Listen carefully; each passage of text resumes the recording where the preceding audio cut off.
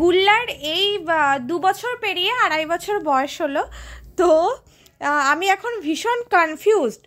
সাধারণত আমাদের তো 2 বছর পেরিয়ে 2.5 বছরে তো স্কুলে ভর্তি হয়।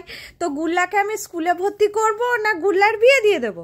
কারণ 2 বছর 2.5 বছরে মুরগি মানে যথেষ্ট, সে মানে যুবক, মানে কি, প্রথমে হচ্ছে বালক, তারপরে হচ্ছে কিশোর, তারপরে হচ্ছে যুবক, তারপরে হচ্ছে প্রাপ্তবয়স্ক।